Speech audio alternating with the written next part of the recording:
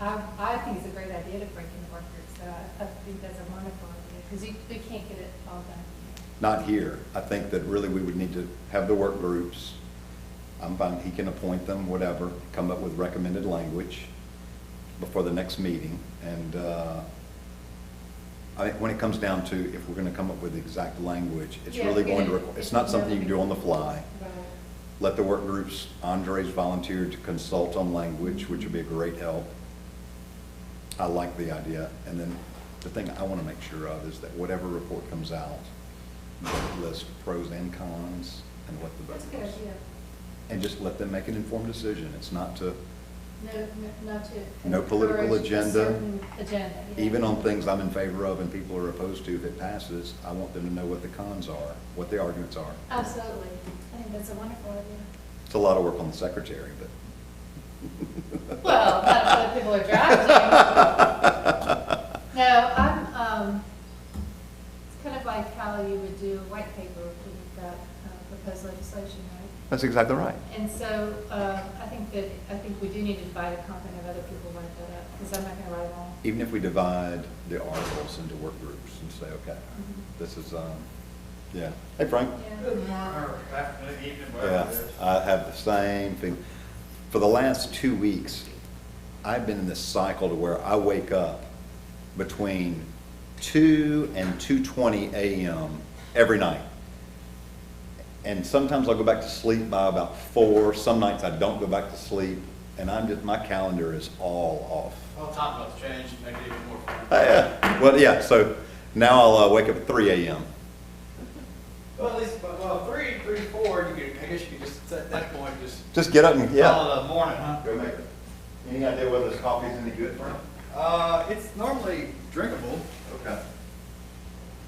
I'm not very particular, I just drink it black, but it's not bad or anything. Lawyers are generally that way.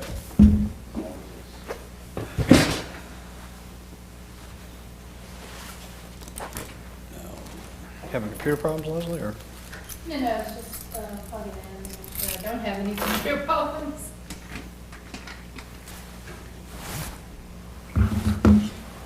Okay, so we have these attachments to make to this meeting today. In addition to whatever. Is that the Sean O'Seal stuff?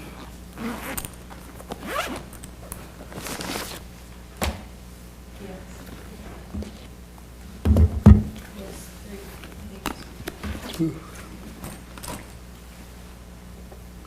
Yeah, I think you also got There's that, and then this was what. Lacey when pulled somewhere, and then the email, I think.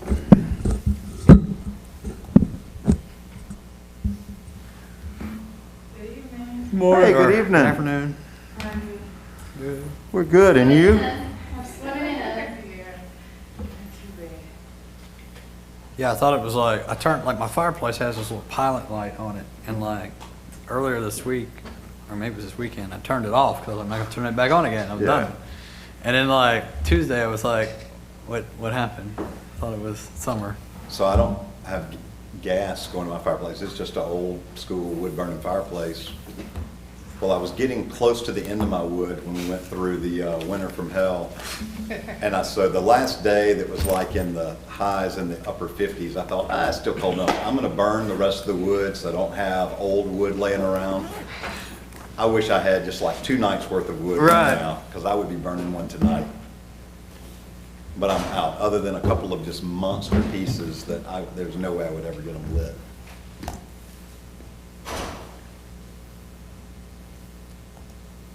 We go through about a cord and a half That's generally what I do. and And maybe 2. I had a year ago, a friend of mine down Range Road had a massive red oak that fell, and he was complaining to me about having to hire somebody to come do it. I said, well, let me come use it, and I'll get it for firewood.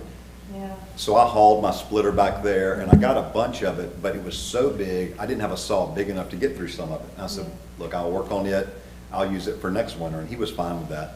So this year I went, and I got about a cord and a half out of it, and I was still working on it, and he called me and he said, I hate to tell you this, but you can't come get the rest of the wood. Apparently, his mom walked back there and found lion's mane mushrooms and oyster mushrooms growing on it. And she said, he's not cutting this wood up. This is, and so she's been picking these mushrooms and, yeah, so I lost my wood stash, so I gotta go find another, tree. Hey Doug. Hey, how are you? Good. Yeah, we have a wood splitter too, and, because we have loose trees all the time. And, Hello. Hello, hello. folks do. It's a great thing to have. It was, Yeah. to me, Because that- $900 well spent to buy one and just have it. We bought one as an anniversary present here. That's romantic. It keeps on giving. Yeah, so if anyone needs to borrow a wood splitter, I have one. Oh, Well, okay. it's funny, Sam cut some trees down and he was trying to give away the, over there in town, and was trying to like give away the wood or whatever. And he had them in like these big pieces kind of deal, and I was like, Sam, nobody can haul that. Like, it's not like a matter of just being free, like, it's like, yeah, they'd like it for firewood. As long as but they go in there and they could cut it into small enough sections to get on a trailer. He had it, I mean, he had it in relatively small sections, but If you gotta have a tractor to lift it. you gotta have, no, it wasn't that bad, but they were still kind of, they weren't easy to handle. And then plus you had to have a splitter too, Yeah. or something, you know. Did he get rid of them? He did eventually. I was about to say, I'll come help him out. Yeah, if I'd have known the two of y'all with splitters, Now I'd that have, Darren Gamilla got rid of the rest of my wood, I'm gonna, yeah. I Yeah, was he- telling them, I'd been cutting, it was a massive red oak. Oh, And nice. I cut last year and I had some more this year. I got another cord and a half this year. And then he called me and he said, you can't come get the rest of it. His mom, Miss Lorraine, who used to have the Tropic Cafe years ago, Yeah. found that lion's mane mushrooms and oyster mushrooms were growing. And she said, I'm harvesting mushrooms off of that. He can't come take my wood. So I lost the rest of my firewood. You stack. lost your wood to the Good mushrooms. Well, maybe you'll get some mushrooms. Not yet. Not yet. She took that lion's mane mushroom and cut it up and made like a crab cake out of it. And Darren, of course, anything Lorraine Gamilla cooks is Oh, Lord, yeah. phenomenal. Yeah. No doubt. How are you doing? All right, are we ready to get, everybody's here? Well, let's go ahead and get started then. All right, let's call the meeting to order. Leslie, you want to call roll? Arlene Knighton? Here. Chris Broadwater? Here. Tracy Wells? Here. Frank DeVitoria? Here. Leslie Goldman? Here. Claire Johnson? Here? All present and accounted. Mr. Chair. All right, thank you. All right, we are on to the discussion of Article 8 of the Hammond City Charter.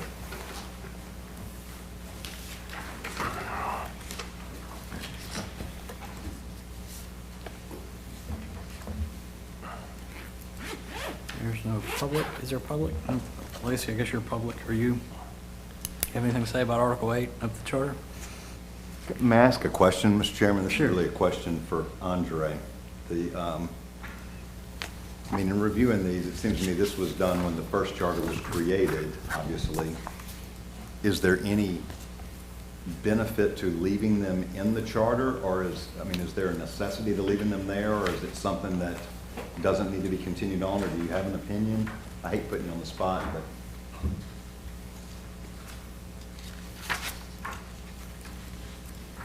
These are all the transitional provisions.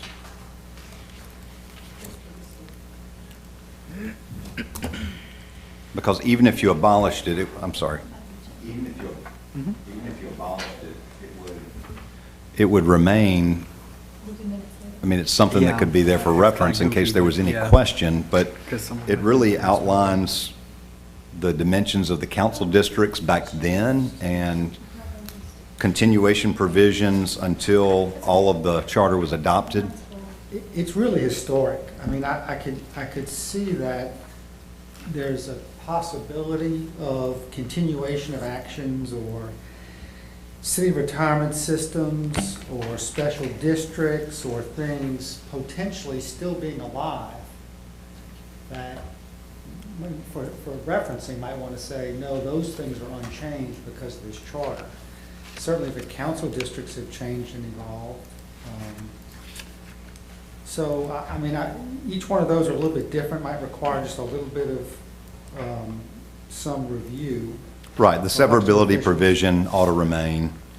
But the council districts and the description of how they were back then, that's going to change with every redistricting process. Continuation of actions, okay, that makes sense if there is still something, some legacy. I would just be real careful if you're going to change the council districts currently. That description is. Is this current? Is reviewed, no. If you do, change it to the current council districts, because those have changed. Andre, is Be there any really reason for careful. that, the council, I was actually kind of meant to ask you, is there any reason for the council districts to remain in this at all? I mean, I guess you had to have some way of setting them up initially, but at this But point. Those ultimately with redistricting, that's done by ordinance, is it Right. not? You might want to just have some comment about the council districts. Are those as they exist currently and as may be amended by annexation or de-annexation Ordinance redistrict, right. or redistricting? Okay. But other than that, I don't know that you'd really want to eliminate these others. I guess, Chris, is there anything you see in there that we really need, like, is it something we can just, yeah, it's, you know. To me, there was maybe- nothing in here that says- It's not perfect, given the time that's passed, but at the same time. There's no harm in it staying, is my Right. point. There's things in there that I think, does that have any applicability to today? And so it would just purely be cleanup on a couple of these. So for instance, when I was looking at, well, particularly where the descriptions of the council districts, to me, there's no harm in it staying. Right. It was just, but if we're here to kind of do cleanup, the continuation of officers, that was a carryover from when they moved from the old structure to the charter.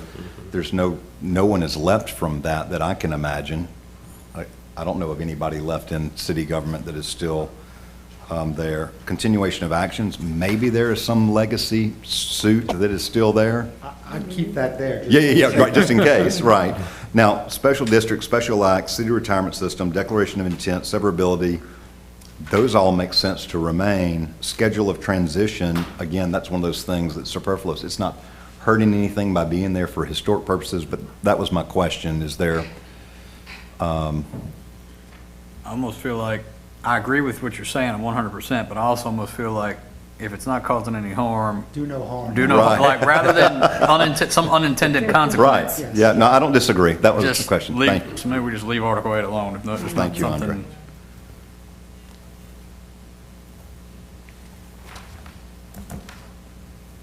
For that.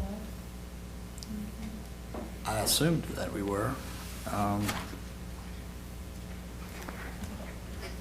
not technical, but I will look and I was about to pull up the YouTube channel and see if I could see us. We are live. Okay. He is on top of it. We did make a note earlier that 8.10, wait, this might have been my note, but the municipal election coincides with the state congressional elections. Does that need to change? 'Cause it doesn't coincide now, does it? It's held in the fall. Yeah, congressional elections are November, and it's in November, I mean, it's, Oh, it does there, but it's not every 2 years, or? Correct. Yeah, so it's not coinciding with these, but it does coincide with the original. Yeah, that's right. Coincides from the standpoint of it happens at the same time every 4 years, but it does not happen every 2 years, or every year for that matter now, where we have Senate overlapping on some of them. right. No one's suggesting making city council every 2 years. I think it's more of a, I mean, now they try to do it, whenever there's any kind of election to make sure it's with the state or Right. federal election for convenience sake, Yep, or cost sake. yes. Cost sake. So let's see, the congressional election was just, It's in the fall, it was this past fall, right? Correct. 2020. correct, So 2022 will be the next, no. When is correct. the next city council election? Is it 2022? Yeah, correct. Okay, so Right. it will be. It's they are every other synced up with- congressional election. Yeah, they are synced up with the congressional. Okay. All right. Okay. So is there consensus on whether we should change the language? think there's maybe a consensus that we touch nothing, huh? I'm not suggesting that we touch anything. Okay. All right. Does anybody else have anything else on Article 8? Doug, anything?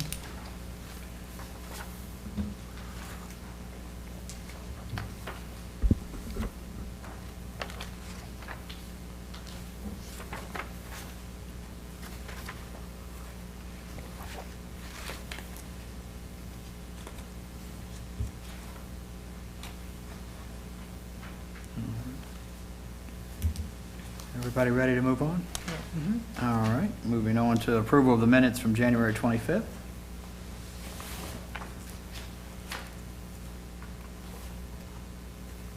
I'll make a motion to approve. Leslie, I'm sorry, Leslie, are these the ones that we talked about, or was that the 30th? That was the January 25th minutes, right?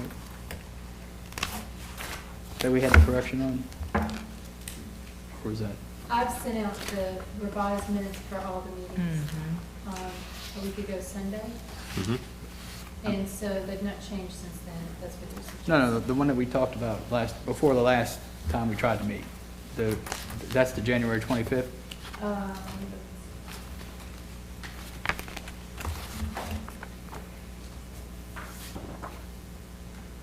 That was the question about, yes, it was. Okay.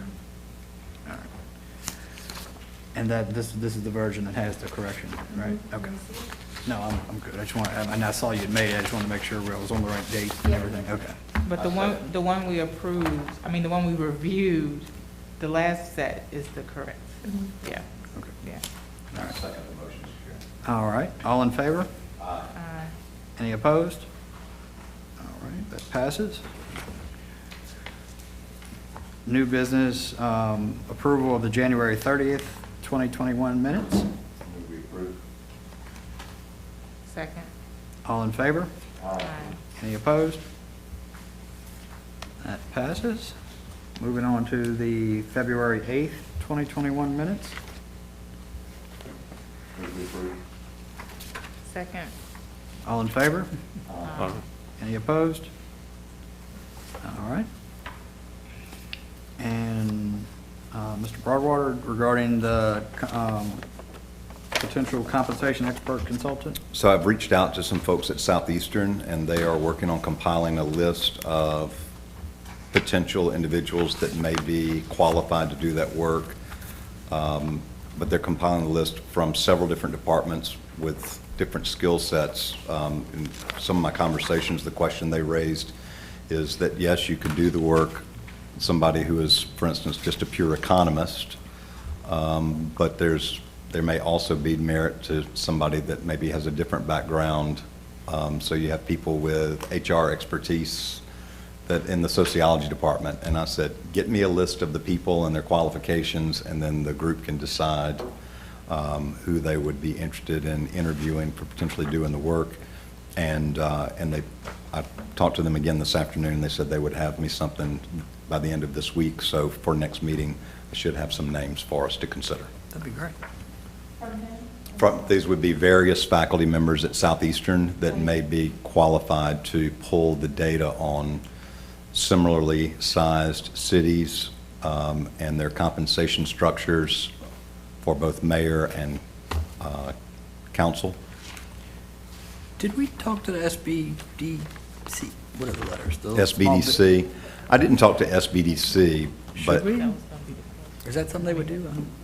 we could ask, although that's not necessarily something that's normally in their wheelhouse. Well, it sounds like you got lots of options anyways. It sounds like we're gonna get some options I anyway. think from we'll have Southeastern, so- multiple candidates out of Southeastern that would be qualified to do the work. Perfect.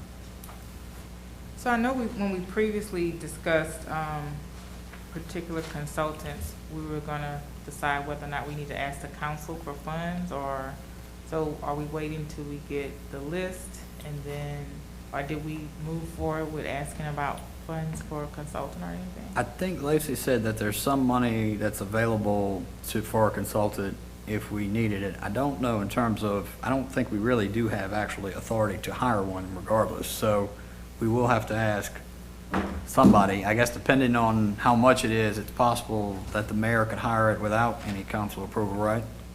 So it'll be, depending on what the price is, if we ask the administration, they either could or. I don't know Or the if they council want- could. Or, yeah, I don't know if they want, or how that would. So these are funds that the mayor has said that if needed, he may, I'm not gonna say will, allow us to use in order to get an expert. Okay, I may have been the meeting that I missed because I didn't remember us talking about that. Chris, do you have an idea how long that, I mean, I don't know, like, how long do you think it would take them to be able to, I think it's computer stuff, right? I mean, data and things? I'm not sure that it would take that long. I think, if I were starting from scratch and doing it, I would identify the cities of similar size to Hammond in the state, which you can pull that pretty easily just off the internet. And then it's a matter of essentially submitting a public records request to each one of those cities for the pay structure for their mayor and their council members, which generally is a pretty quick turnaround. I think this can be done in no more than a month. Right. And maybe even less than that. And maybe even Right, less than that, depending right. on how long it takes. A lot of that information is probably somewhere in some document already compared as to what those particular cities are. Auditor report, well, that Yeah, too, but but, definitely in audit. yeah, audit reports too, would probably, Right. all in one place. Right. And, the only problem is that these people who get up from Southeastern will probably be, teaching and doing this, so that may extend the time. It's not like this is gonna be their full-time job doing this for us. So Got graduate assistants. But I think that's the whole point of asking, are you interested in doing this? If they agree to do it and we provide a timeline, I don't think the work itself is that difficult or time-consuming. But I also do think that there's a benefit to having an analysis and a recommendation from somebody external to this group. That's, I think there's some merit in that. Oh, I definitely agree with that. Yeah. Otherwise, we're just kind of throwing darts at what, Yeah. So we're gonna do the mayor and the council, correct? I'm sorry? Mayor and council? Correct. Just get the data, whether or not, Yeah. whatever the recommendation is, would have to be subject to a vote of the committee, but I think getting the data. Need to go back to the minutes of the 25th meeting. Okay. The change that you'd suggested did come after I sent the minutes around, Okay. so I can read it out loud, or we can, I can send out the 25th minutes and show what I changed, and we can approve it at the next meeting. Well, let's see what everybody else thinks. So on the 25th, in the minutes for the 25th, the first, I think it's like the first entry was, there was a summary of what Mr. Johnson had communicated to us, and really the main issue was just simply that at that time he delivered a report or summary that had some proposed or requested, I guess I'll call them requested changes to the charter. And I think the original draft of the minutes didn't make that clear. So we changed it to reflect that there was a memorandum delivered that did actually request certain changes, and that memorandum's attached to those minutes too, isn't it? It is. Mhm. I can just read the paragraph, it's not very long, or pass it around. Well, you go ahead and read it. The minutes of the January 25th meeting, Di Vittorio asked if Johnson had a report to present from the mayor. Johnson presented a list of issues to the committee members. Broadwater noted that in an earlier meeting, Dr. Langem testified that the mayor had no specific suggestions for change, and the committee was asked to study the issues she described. Broadwater also noted that the list presented by Johnson does appear to contain suggestions for change. Attached is a copy of the list presented by Johnson. And then we attached that list that has the specific provisions that the mayor had concerns about, and that has a red line on it and some suggestions for change. So I guess at this point, if everyone's comfortable with that, I guess that's what we actually approved. So we can just move on. If there's uncertainty or questions or would like anybody Or like if more anybody time. wants more time to look at Yeah, it. to look at it, we can just, I guess, unapprove Yeah. our minutes, and we can just put it back on the agenda for the My next sense meeting. from that is there's a clarifying remark I don't remember making, but apparently I did, saying that. Actually, I did go back and review the video. Yeah, no, Just to and make sure I I'm not did. saying you're wrong, you're Oh, no, probably I just want to right. make sure everybody knew that. But that what was being presented by Mr. Johnson did include recommendations, Correct. and we attached those. I mean, I think it's, Yeah, that was the only change. That was it. yeah. So, I mean, I think it reflects that it was different than what was presented at the previous meeting. And then what was attached is this copy with the black. But I'm comfortable with whatever to make sure that we feel like it's clear what was communicated. Yeah. Right. What do, So my motion is that we accept the January 25th minutes as amended, as I just stated, okay. and ask for a vote on it. Are y'all comfortable proceeding today, or do you want to take? No, I just have a question. So the question I asked was, the minutes that came to us on Sunday, were those the minutes we were approving? I thought So, Yes, except for the 25th okay. change that I made the day after. you didn't Okay. recirculate them? I thought you recirculated them. You didn't? Am I wrong? All right, hold on, I'm about to run, I've got, let me search and see what was actually sent. I thought you, because I kind of thought you did circulate those. I'll make sure, let's see what I did.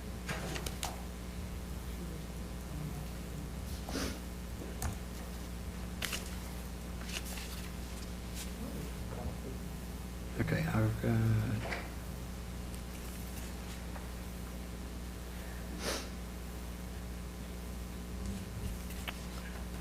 Oh, you know what it was? I think it was an email just to me. Yeah, probably was. That's what it was? Yeah. Okay. So Tracy, to answer your question, no, they're not exactly what was in the email Sunday. You're gonna email the amended ones to us? Yeah, we'll do that. Let's just go ahead and circulate them again where everybody has time to see them. I will, and there, I did make some typographical changes to them that weren't substantive. Like to change the sections to have a dash between the words instead of a point out. Okay. So my suggestion is that I recirculate all of them so everybody has the final. Okay, I guess we will, do we move to unapprove? I'll let the minutes reflect. Yeah, just, I'll okay. circulate other ones. All right, Sorry for the trouble. all right.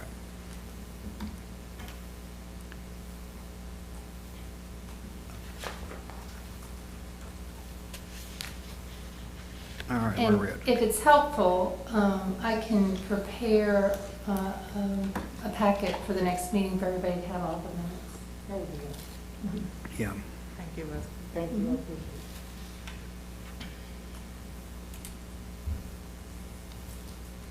All right. I don't think there's anything else on the consultant, is there? No, sir. All right. Public comments regarding, public comments regarding any experiences with, interpretations of, or potential revisions to the current city charter. Does anybody from the public have any comment on that? Anybody from the committee? Just generally? Okay. I'm sorry, which one were you? Number 4. Okay. All right. No comment? No comments. All right. And then moving on, number 5, which was public comments received by email since February 8th. I think there was one, Lacey checked for me shortly before this meeting. There's been none since the last time we checked, but I think we had one from, let's see, February 8th. Do you have a copy of this one? I have 3, Is there one? and none are from February Okay. Here, pass a few of those down.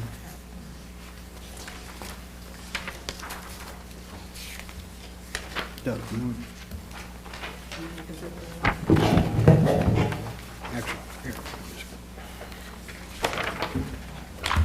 Why do I only have 5 copies? All right. 8th. And then we have these 3. We were going to vote on these in the last. We didn't have, yeah, Yeah, that one. these should be attached. Oh. These comments, or emails that have come in. Okay. So these were for, They have not been attached. to these the were answer. were intended to be discussed at the February 8th meeting. Yeah. Okay. No, Looking at not the February 8th meeting, our last meeting. The one that Last we week. didn't have. Okay. 22nd. Don't ignore the sticky on the top. Those were sitting on our. I understand, okay. Okay, We that had was to the, adjourn what day was because that we meeting? were That in was wrong the, place. that would have been the Wrong place, yeah. February 22nd meeting, right? Well, it didn't, that was supposed to be the February 22nd meeting, was it? That's right, that was supposed to be the last meeting that we Yes. had. Okay. Thank you. Okay. So we're, that one I handed you there from February 8th, that was already dealt with at February 8th. We discussed that right? one when we met at the Kinney Center. Right? Yeah, I believe we've already attached that to minutes. I think it was the February 8th meeting. I do have that. I have Okay, these. all right. Okay, All right, so these are the only new ones? that's right. Okay. All right. And these were, okay, so these were the ones that were distributed last week, or when we tried to meet in the packet. So there's the one email from Shauna Seal, and it had some, or has,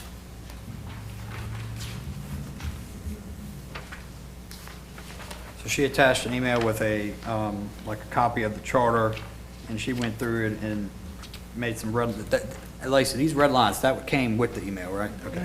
That was on her document. Right, okay, so she made some red lines to the charter itself, pretty much going, I guess, line by line. And she emailed that, and we're gonna attach that to the minutes tonight, and we can, I think they're kind of broad to try to read out. If anybody has anything in particular of it they'd like to discuss here today, they're welcome to.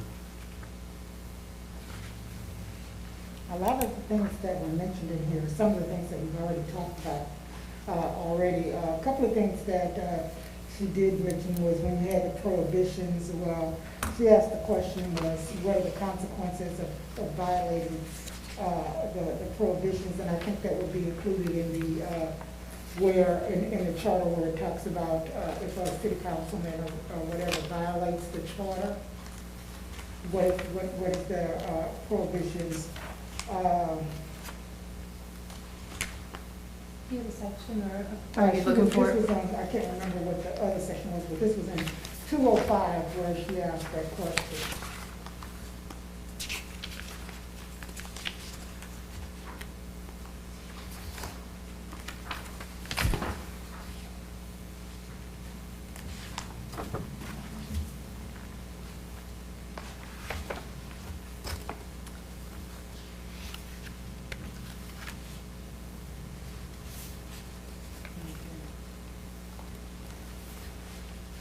I was trying to think there was another question that I think. So, I mean, just to answer a question, in section 2-03,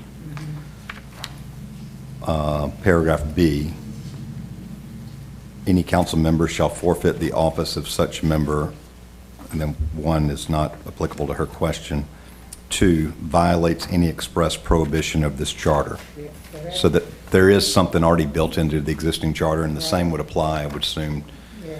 to mayor, though I would have to look and see whether that same provision is there.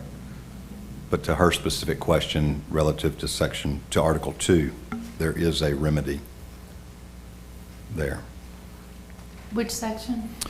2-03, paragraph B, number 2 Thank you. is the answer to her question. But I would have to look to see whether or not there is a similar provision for the mayor. So the prohibitions, as I recall, in the mayor have to do with outside employment and that sort of thing, but I'm not sure whether there is a, in terms of a prohibition, but I'm not, yeah, here it is, section 3-08 are the prohibitions for the mayor. Shall not hold another public office or any compensated appointed city office or city employment, and shall not engage in any outside activity that would interfere or detract. But I'm not sure whether or not there is a remedy built in. I don't remember off the top of my head.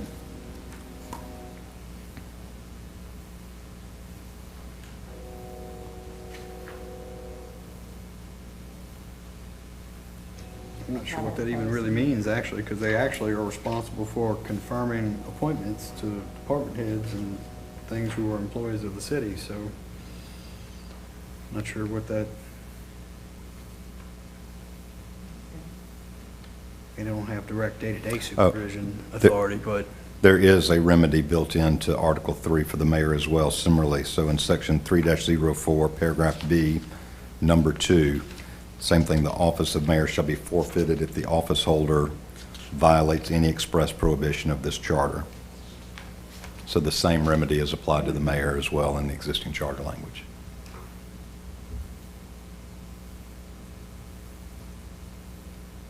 And I think that the question regarding legal counsel, we've already kind of talked about that one already.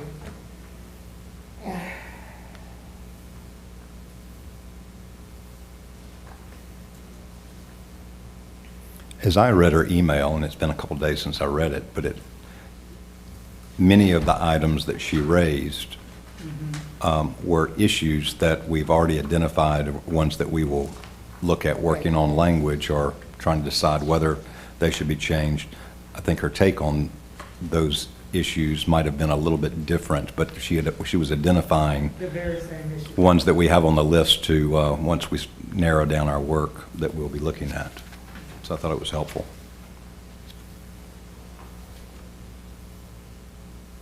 Yeah, she talked about the ethics thing.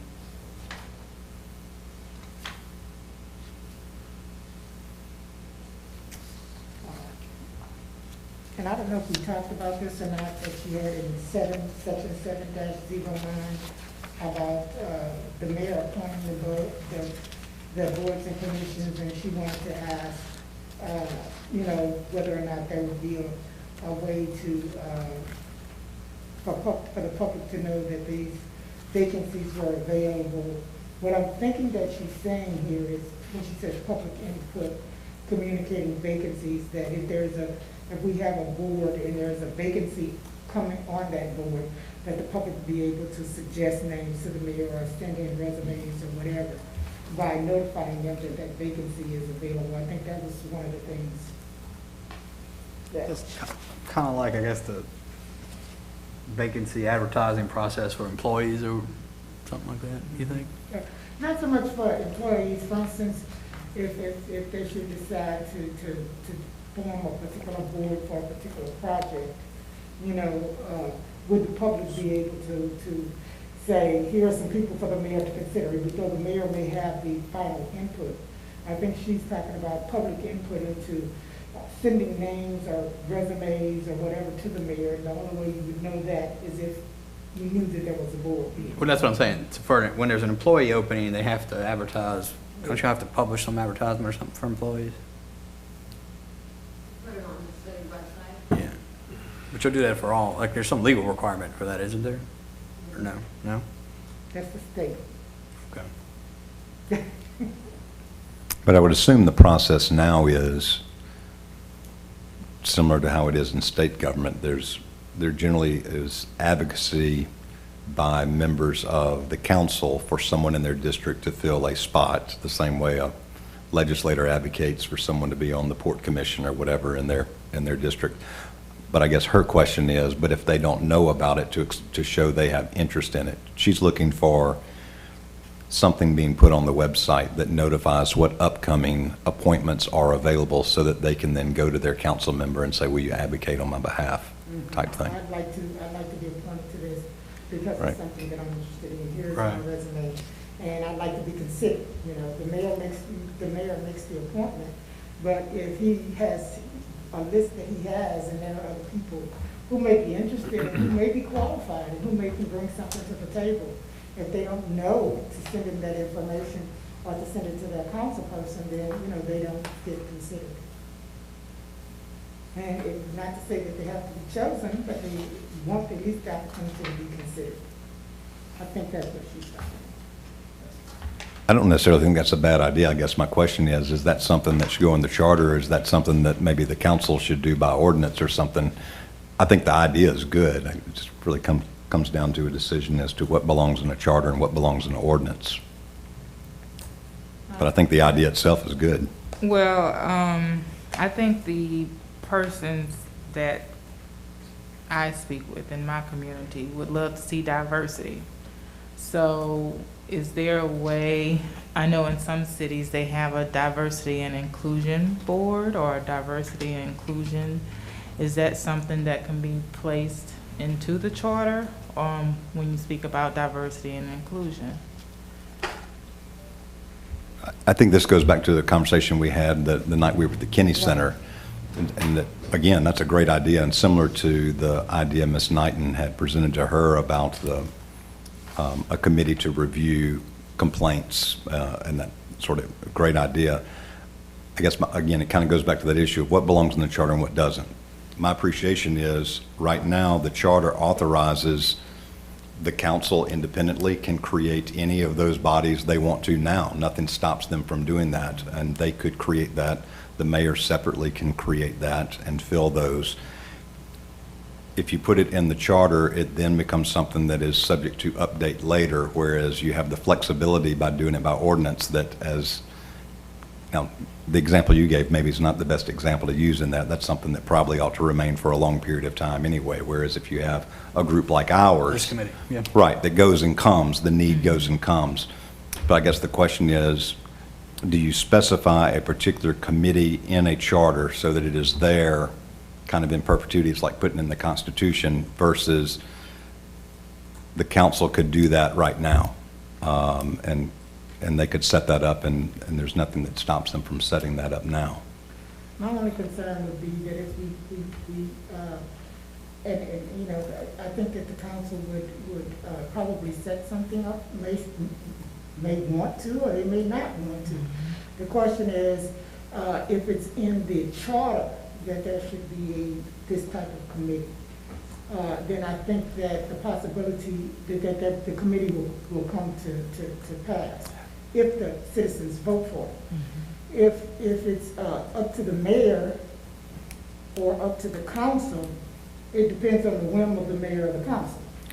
I don't disagree with you, except for the fact that all we're doing is making recommendations. If the council adopts our recommendations, so let's say we make a recommendation to create a diversity, equity, and inclusion committee, and that it be put in the charter, it's going to take a majority vote of the council to even send that to a vote of the people. If they've got a majority vote to send it to a vote of the people, they've got a majority vote just to create the thing now. So, yeah, And so I then mean. all it takes in next year is a majority vote to take it out. Mm-hmm. I have a So- suggestion. Earlier, Chris, when we were talking as we came in, speaking about the product that we're going to deliver to the city council, and that any item that we address that we found that there's been public comment or concern about, that we make a recommendation but then describe the pros and the cons of such a recommendation if we have one. And this might fit in that category of we recognize that these committees would be helpful or can,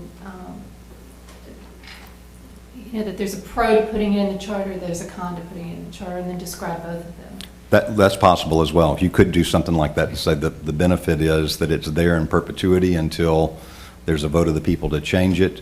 The con is you've got the ability to do it now, and you can create it. Actually, if you can do them both. Because by the time we have to wait for a charter change, it has to go through that process. But it might be a good idea to see if something like that would do now. Maybe I should suggest it. Well, and the other thing is, I don't know if putting it in the charter necessarily, you know, let it be written, let it be done kind of thing actually happens, because as we talked about, there's an ethics committee in the charter. That's never been done. It's Yeah. never been done. There's a, I think the interest would be different. well, I'm not, I think that the citizenry interest in that committee would be much different than than the ethics committee. I'm here to tell you. I can tell you that. It's not going to be let it be said, let it be done, like the ethics committee. I think that the citizenry there's enough people involved in these issues that I don't think it'll be let it be said, let it be done issue. and I agree, and that's why I think, again, I'm not arguing against it. I'm not like, but I am kind of, maybe it's the lawyer in me, I am kind of tooling around in my head with the real debate about what goes in the charter and what doesn't go in the charter kind of deal, you know, just because like, the state runs into this problem all the time because we put everything, like, this is important, let's put it in the Constitution. This is important, let's put it in the Constitution. Well, this is important, let's put it in the Constitution. And then you end up with this document that, Well, I think this issue is a little different than it's important, let's just put it in the Constitution. I mean, I'd have to say that this is an issue that diversity, equity, and inclusion is something that is not overburdening oh, I of didn't, the city charter. In some cities, and I looked at this, they actually have the entire procedure as part of the city charter. You know, who gets to choose, when the committee meets, things of that nature. So I don't think this is like an overburdening of the city charter. I wasn't, At the risk I wasn't of, saying that. at the risk of sounding like I'm against an idea that I'm not against. Right. Because I think you're spot on. We've adopted the same thing in my workplace, and I think it has value. But at the underlying condition of, back to the issue of what belongs in a charter and what doesn't, I can tell you that during my years in the legislature, every single constitutional amendment that came up that was proposed has a constituency behind it. And they said, look, this is one little change, you got your change, let's do this change.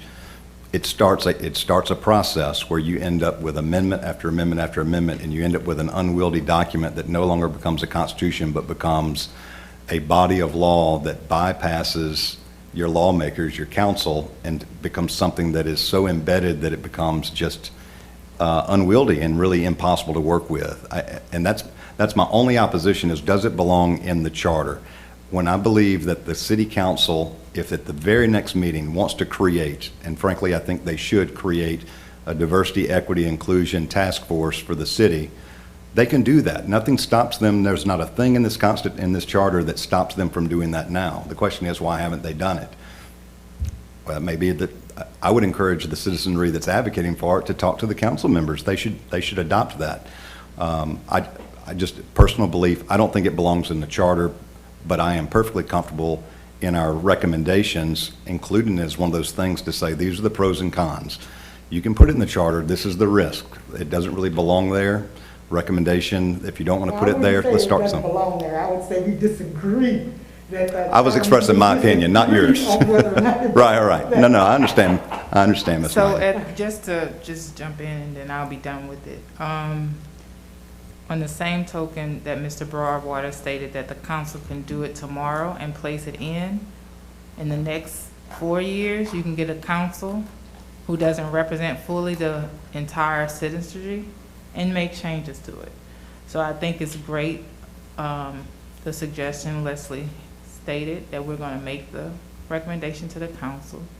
It's perfect for them to discuss it and decide whether or not to move forward. But I definitely, in my opinion, think that there's something that needs to be in the charter specifying moving forward for the city as a whole, considering the conditions that we're in, that we definitely have a diversity, equity, and inclusion committee. Your points are absolutely valid, Ms. Wells. That's the same argument that's used for the creation of every statutory dedication put in the Constitution, was to prevent it from being changed later. And what you ended up with was, and it's a different issue, that becomes a budget issue, but you end up with all the money protected in a pot that no one can get to, and the citizenry ultimately suffer later. Now, this is a different issue because it's talking about a task force that would look at diversity. And so I'm comparing apples and oranges.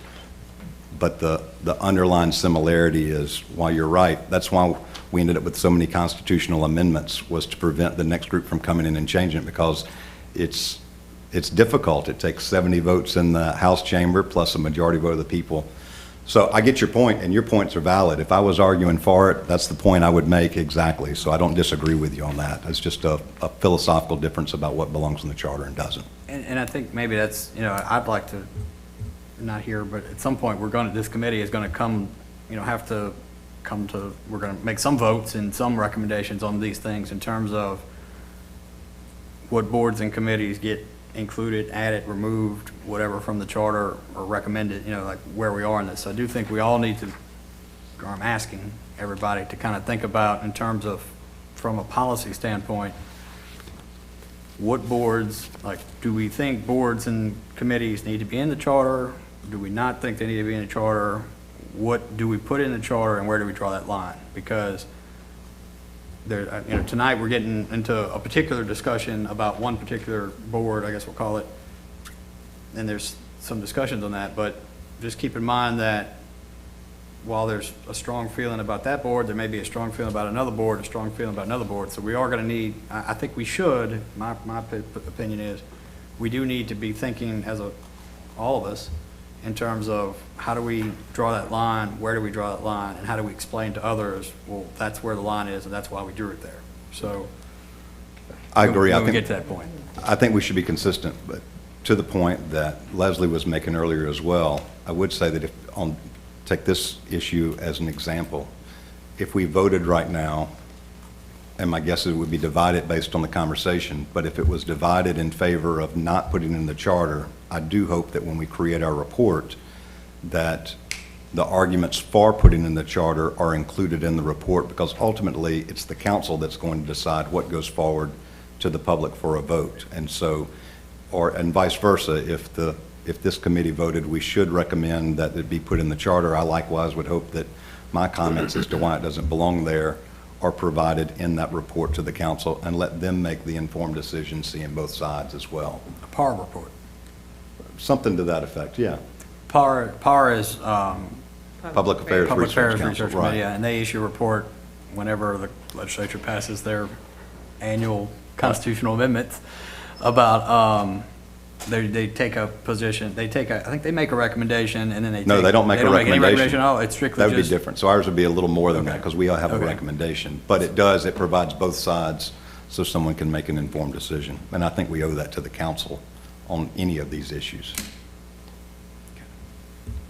So, as a point of order then, are we envisioning that our work product to the council is going to be, here's the topic that brought a lot of concern and comment?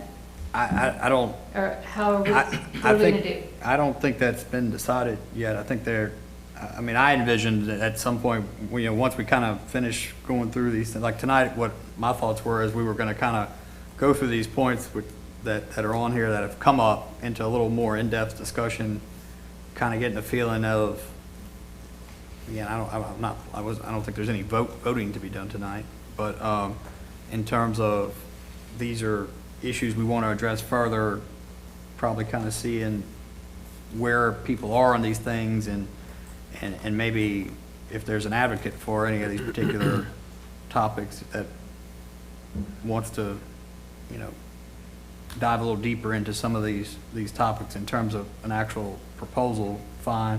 If there's kind of seems to be some general consensus on them tonight, then kind of make some notes of that in terms of us trying to, someone at some point is going to have to try to write something down in terms of an actual language to make a change. And that's going to have to be voted on. And I don't think we're there yet. I think we're kind of trying to see, you know, if one of these topics, everybody's like, yes, we absolutely have to do that. Okay, that's good. Put that in that pile. You know, absolutely not. We're not doing that. Okay, put that in that pile. Some indecision or not sure how we're going to address it. Okay, someone's going to have to come back to that. You know, kind of deal.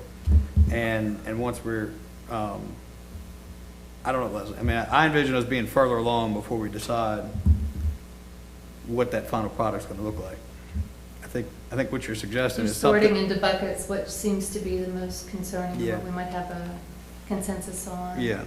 I think something along the lines of what you're talking about, I think has been in my mind, you know, in terms of making a recommendation with some explanation as to how that happened. I mean, you know, one question is how, you know, even what percentage of votes required to make a recommendation, you know, so you know, you know, so there's a lot to thought, I think, to go into what that final report form it takes and what goes into creating it. But I don't think I like some of the issues y'all suggested myself, but I don't know, I haven't heard everybody else's and don't know where those are. And I don't think that we need to decide that, or there's no plan in my mind to decide that tonight.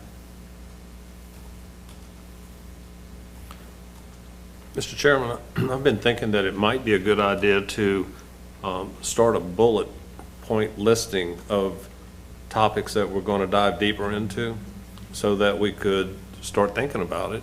And, you know, maybe have some email correspondence about which ones we take on first and make a hierarchy to it, to keep us on a timeline for what's going to be here before we know it. So, and I don't know if I've explained how this list came to be to anybody, actually.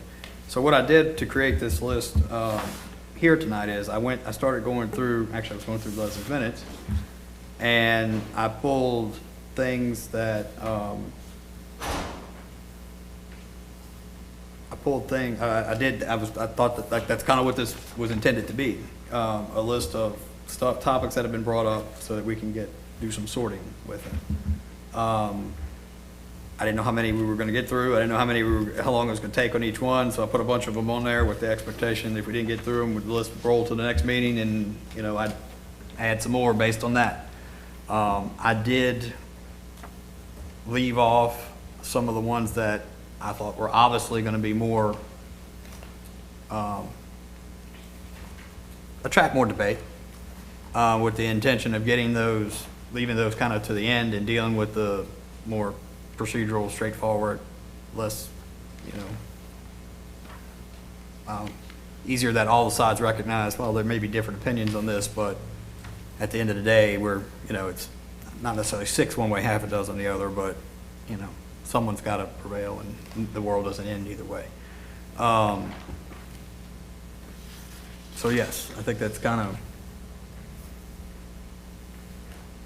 where I was trying to get us in terms of, if anybody's got any better suggestions, I'm open to those too. But that's just where, that was my thought, was that we were going to I was going to try to put every topic that we raised that made it to a discussion on here for us to have some discussion here together about, is it, yes, it's action needs to be, no, it doesn't, yeah, something needs to be done there, somebody figure out something and we'll come back to that proposal, that type of deal. On some of these, Mr. Chairman, that are, for lack of a better description, some of the more mundane ones that are, that we all agree, yes, something needs to be done. You know, the ethics committee thing. Right. Just a thought, if we identify those that are pretty easy, but we're going to have language. And Right. we need to make sure the language is good. Right. I mean, one thought I had was, we've got 6 of us here. Right.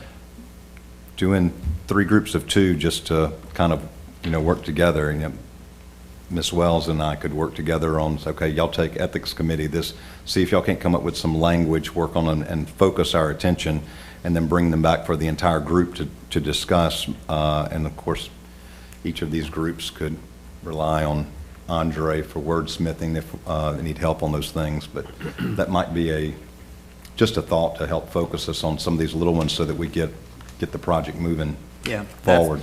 That's one, or if we, like you said, some of the mundane ones, if it's like, well, we're all kind of like, I mean, I think yes, we need to get rid of the ethics committee one. I think that's pretty much been, I don't think I've heard any opposition to that discussed at any meeting by anybody. I wanted that one so that my job would be easy. Well, We're just gonna delete actually, that. I was going to do, I actually had I think that might be something where we ask Andre, Andre, look, I think we all want to get, tell us, just give us something that says, remove this. Right. And some of those, I think will be weeded out in terms of where there's no other side. Right. There's only one side, it's just, here's where I think we're going. Can you give us some language that says this? Yeah, now some of them are going to be a little tougher. I mean, you've got on here about the sections 5-08 and 5-04 regarding incurring of debt. That's going to, I don't think there's a lot of disagreement on that, but it's going to take some Correct. significant wordsmithing to get that thing just right. Well, and there's not even, I don't know that there's, I've heard different suggestions as to how it'd be fixed. Some of which Right. is just, defer to the state, some of which is set a cap, split it up where it's like up to, bonding over a certain amount requires a vote, things. So yeah, I don't know that, yes, you're right. I don't know that one's even settled as to where it's ending up. That's where a committee might come in handy, is to be able to brainstorm those different ways to do it and come back to the committee of the whole and say, these are the 3 different ways we could do it, I think assigning items that need to be reviewed, it would be a good idea too as we go through. Yeah. One of the emails that we got on the bonded debt suggested, gave us some samples of language that could be used for that one. That's from Dr. Landrum, I think. It's Right. from Foley and Dale Brennan Black. Is that Brennan Black? Is it this? It's, was it with that email, wasn't it? Yeah, she was right. It came from Foley and Judell. Oh, what, the email, right, you sent the email that was forwarded from, Yeah, we brought this forward because after we had the Attorney General's opinion interpreting the charter in a very restrictive, strict sense, it sent ripples throughout the state for many people with similar charter language to ours. So the bond attorneys sent this email with their recommendations. This handout, because y'all had this on your agenda, I just pulled these. They're from the different entities there, showing you the variations in language. Because I'm looking at the email from the bonded attorney, and he suggested possibly using the Tangipahoa Parish language, which is something that, at least we'd be familiar with and how that works being part of the parish. And I just wanted to just, bring that forward as something that we might want to consider,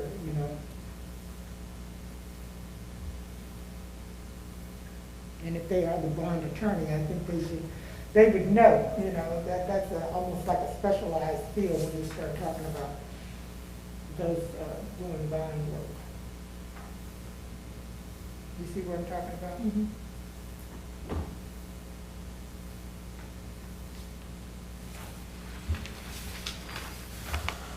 So if you take the ethics, I'll take this one. Dang. So we want to So start, Leslie, we'll take this one. yeah. We can start sorting through, categorizing items, no-brainer, need a committee to work on, controversial, everybody done that. Public comments, okay, so we're moving on to number 6 now, I guess? Was that 5? We were really still in the email discussion, right? Yeah, the last email was the one on the bonding.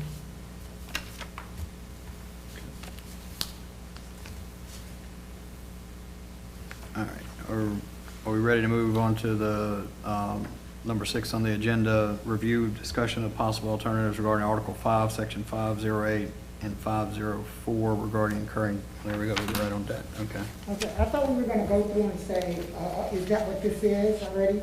The ones that we feel that, that people will go and, for instance, some of the ones that we know that there's only language needed, like that we talked about the ethics of the bond, that we would assign those to groups of 2. Are we violating anything by doing that, Andre, by saying groups of 2 to work on the language that we would bring back on?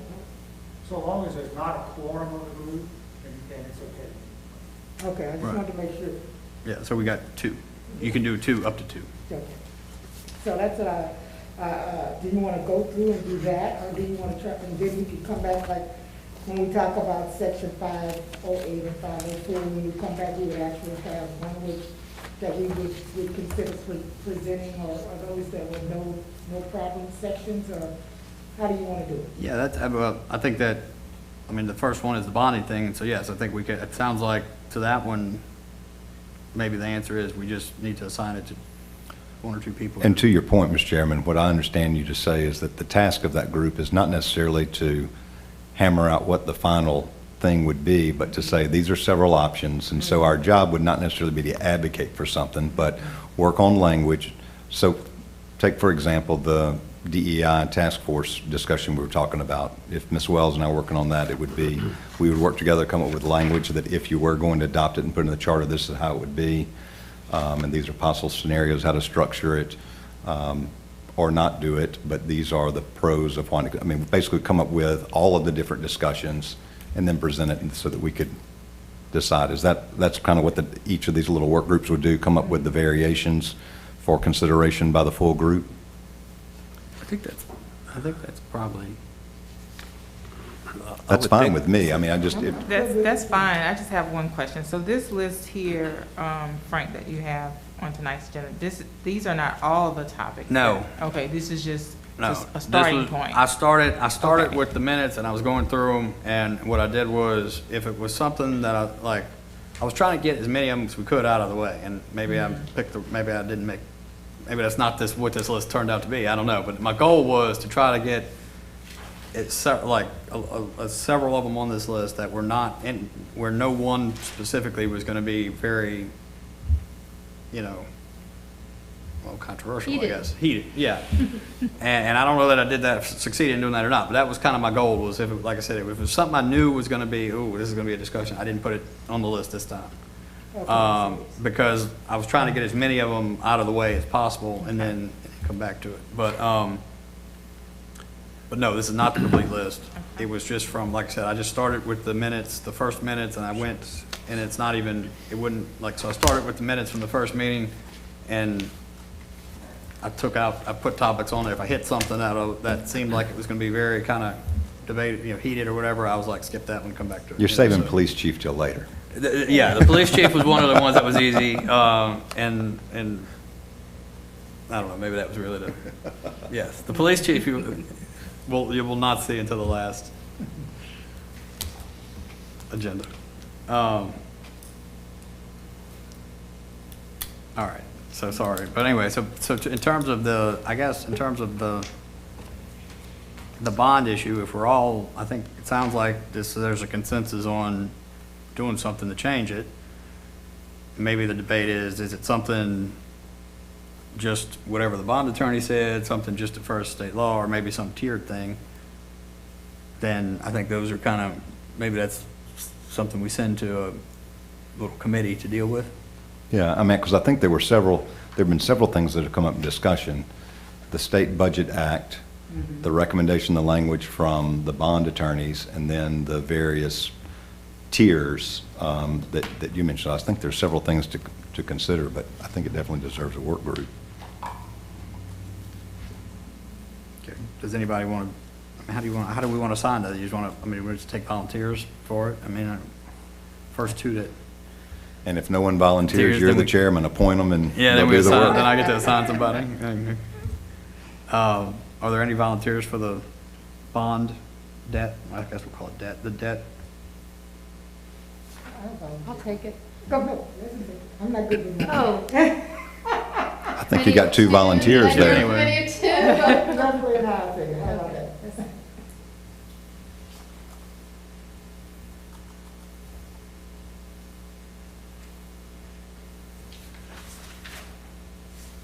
All right.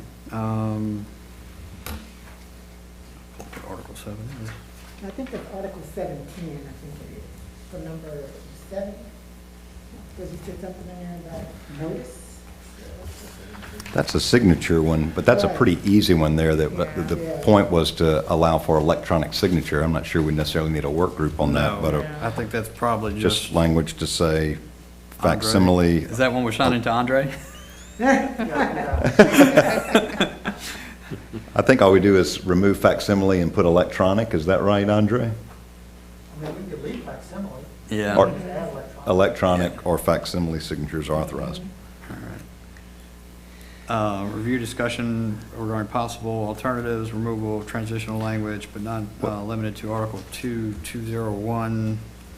Chris, weren't you Can I kind go of in back, this? Mr. Chairman? I'm not sure on number 7 whether there is something different there, because I remember in Ralph Ross's email, he talked about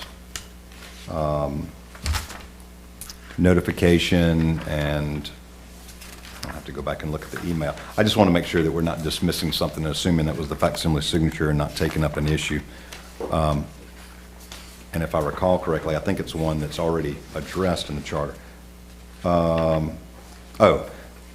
If this is, I'm not sure what you were referring to on number 7. In Mr. Ross's email of February 8th, item 2, he said, I believe it bears stating in an additional paragraph that all city board and commission meetings are subject to the state's open meetings law, and therefore all agendas and minutes are to be published on the city's website.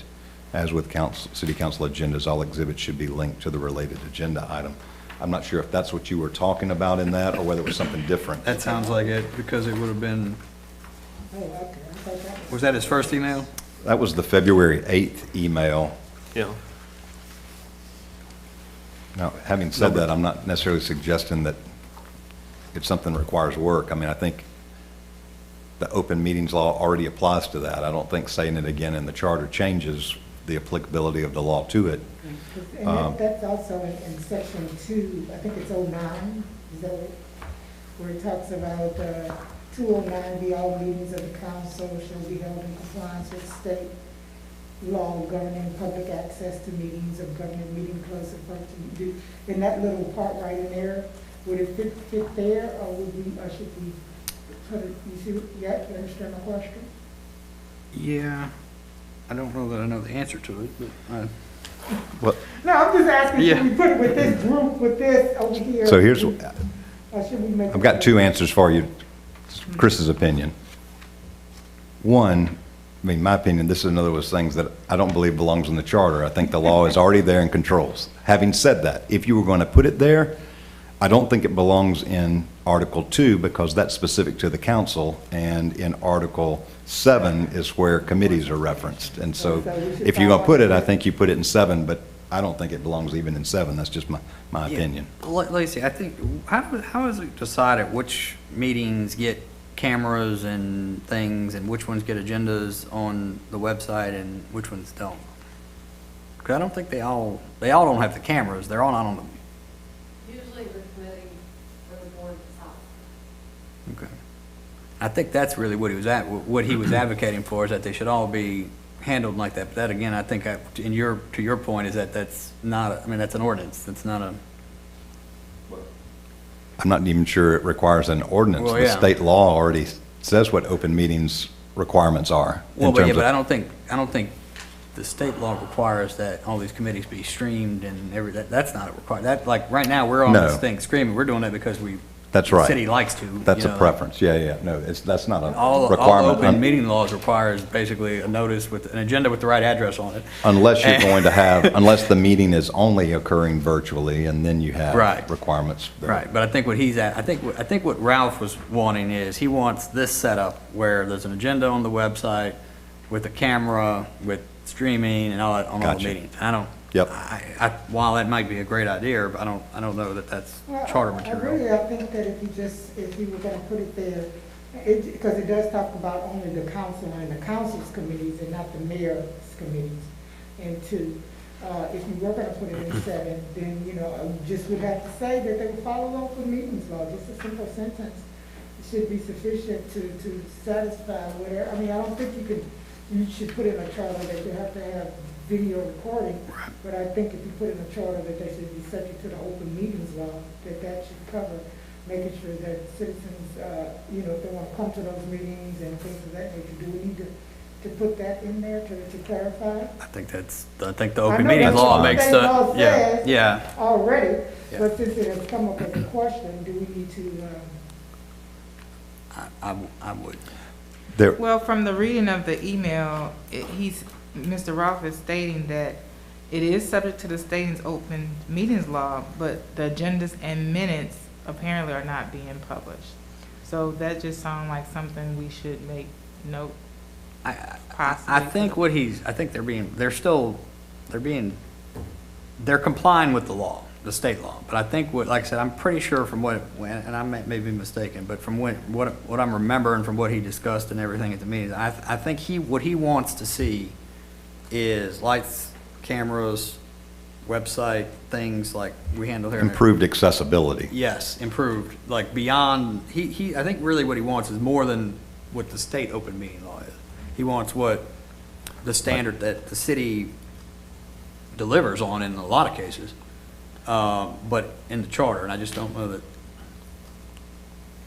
Adding that, let me put it this way, I don't think adding to the charter comply with the state open meetings law is what he wants necessary, or gonna make, or gonna address what he's actually.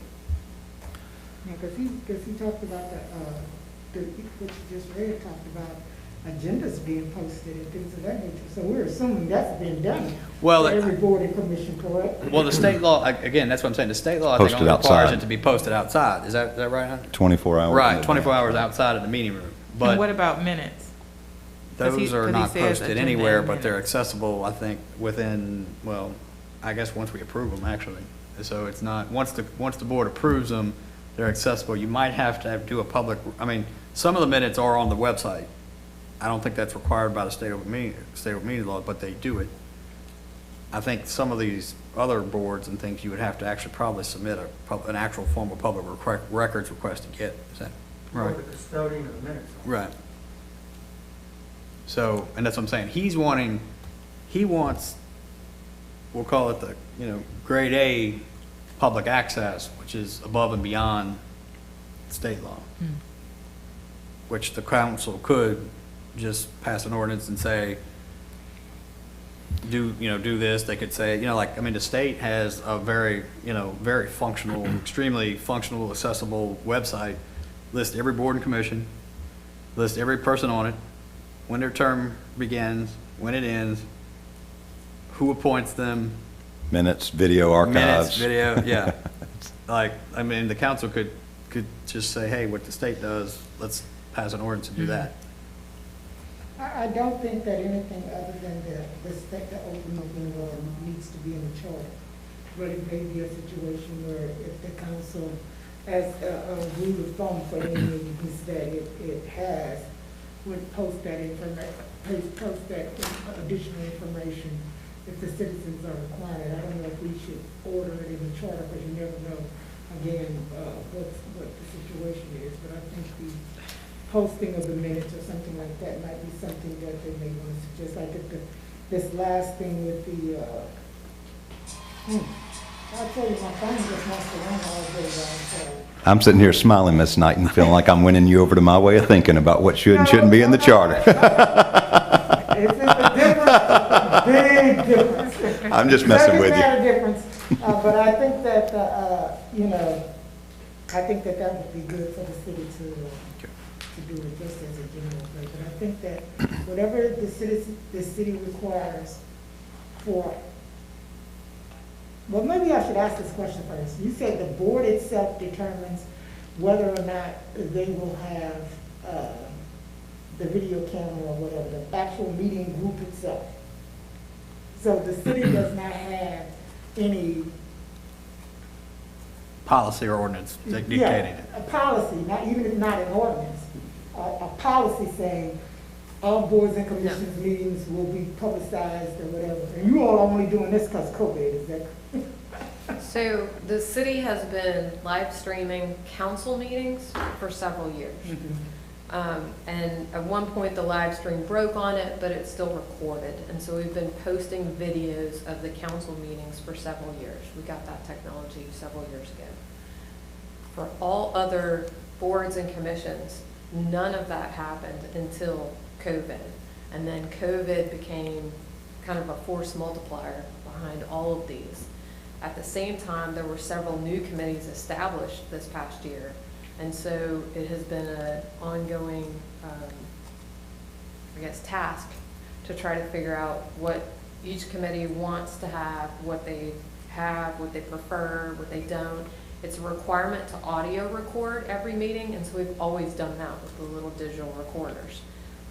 It's a requirement to post the agendas. It's a requirement to keep minutes and have those accessible to the public should they be requested. But all the other variables may depend on the board itself. They may have specific procedures that have been adopted by that board or committee, or there may be state law that influences some of those boards or committees, such as the Planning and Zoning Commission or such as the Hammond Historic District Commission. So there's lots at play. The Civil Service Board has different procedures that are required of it. So like each one of these has different notice requirements, different publication requirements, different advertising requirements sometimes, and different ways that they operate. There is not a single standard of this is the way each one operates because of the influx or the ways that the state law meshes with the local law there.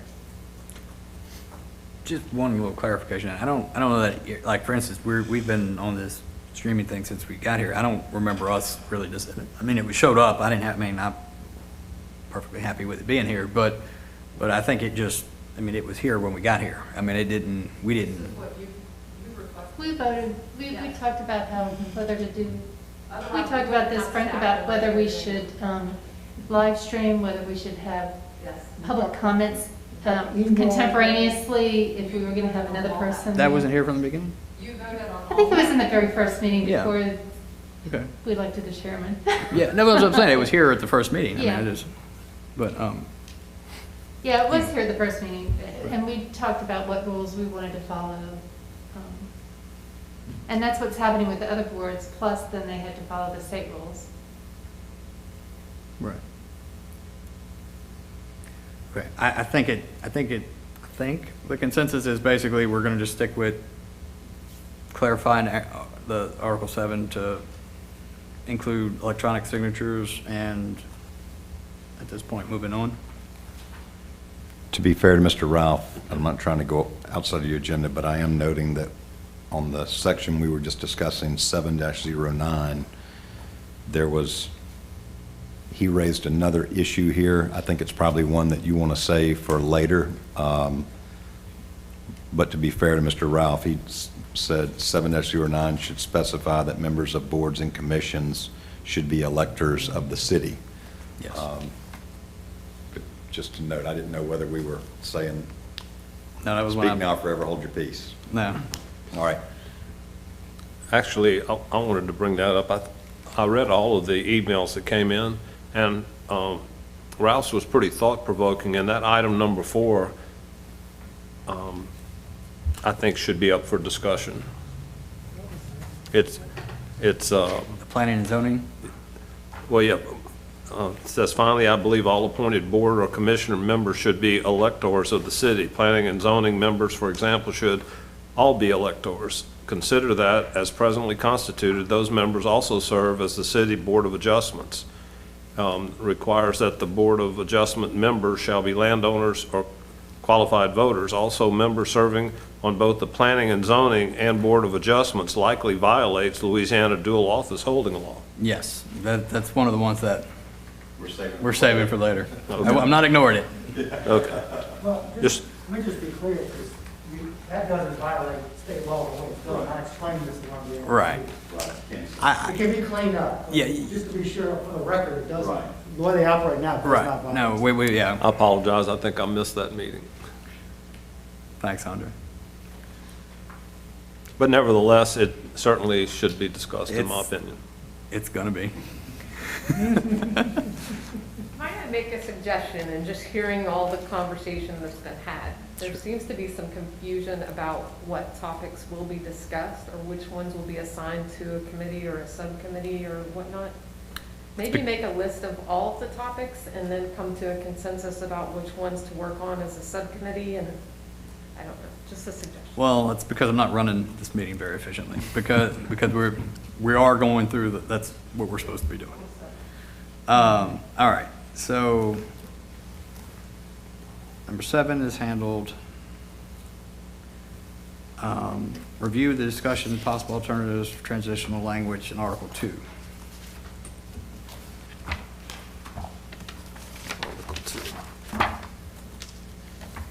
Sections 2-1, B2, 2-2, A and B.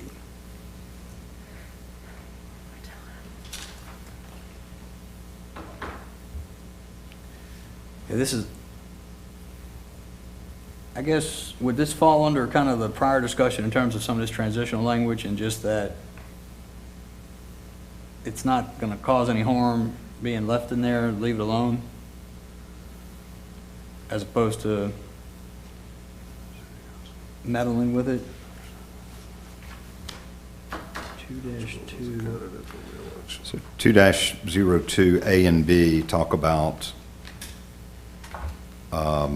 annexation occurring before the charter is adopted. Right. So again, if we guess,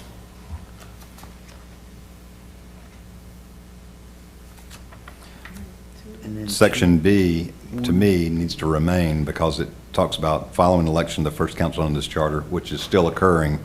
Any ordinance annexing new areas of the city shall prescribe the council districts in which said area shall be included. That's still applicable today. Yeah. A is a different issue.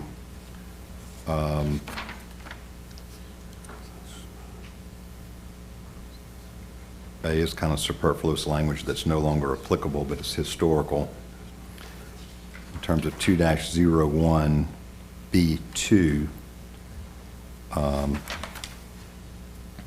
that's, again, kind of one of those superfluous language that is no longer applicable, but is there just for historic purposes.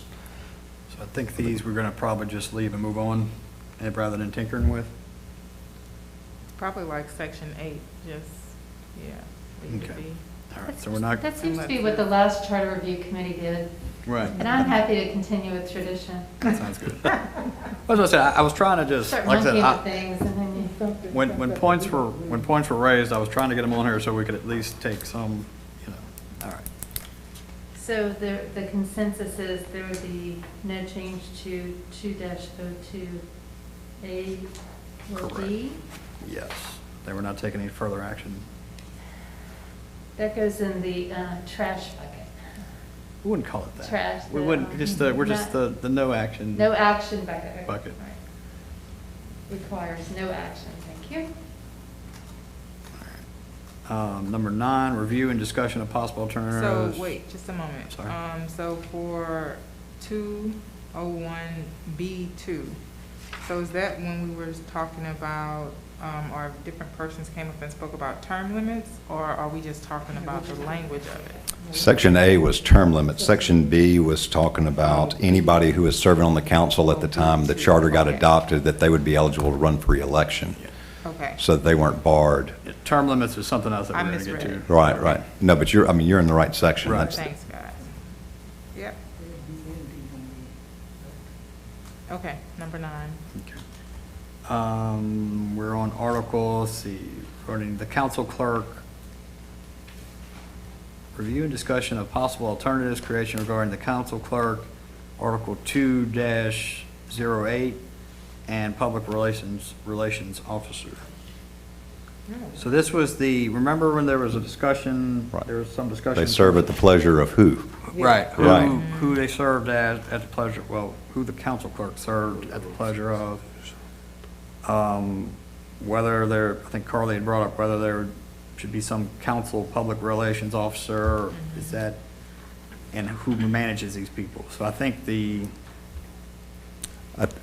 My recollection of that was that the issue of the council clerk, who they serve at the pleasure of whom. They're a city employee, but the council having some say and stuff was a valid issue that we said we probably ought to clarify in there. I mean, I think Right. that's something that warrants a work group. correct.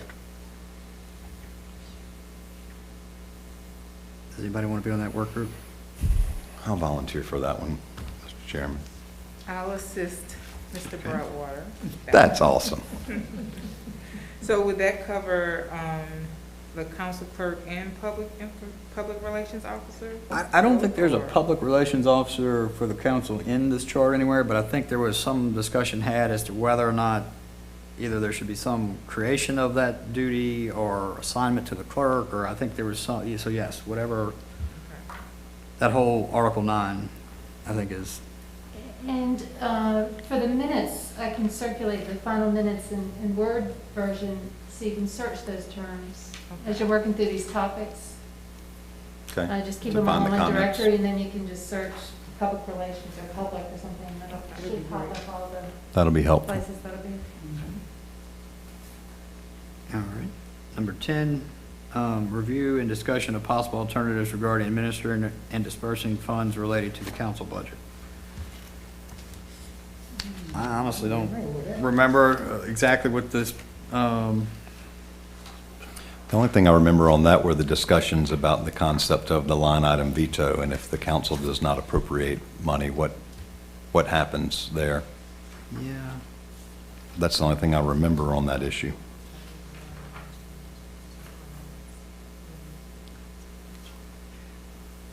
I don't remember there really being any proposed changes to that either. It was clear. Okay. Because, all right. Well, unless anybody disagrees, I don't know that there's any further action needed on that at this Okay. point. Review and discussion of possible alternatives to Article 7, Section 703 regarding the City Board of Ethics. I think that was one, that's an Andre one, isn't it? Yeah, that was one, what I have in my notes was that Remove it, follow state law. remove the last sentence. Right.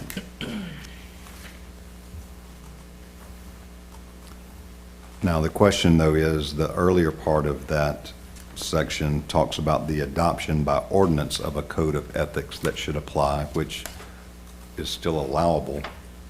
And that was done, was it not? So it exists. So it's just a matter of the administration of it by a board created. I think that was the only recommendation. Is that right, Andre? Just delete the last sentence? Of which one? What? This is 7-03, the last sentence. It's on page 28 of the charter. And so you still have the creation of a code of ethics that was created by ordinance, which exists now, but in terms of administering that, it removes the creation of that board. So the code of ethics referring to here was adopted by city ordinance as opposed to the state board of ethics, so there's two. Do they conflict?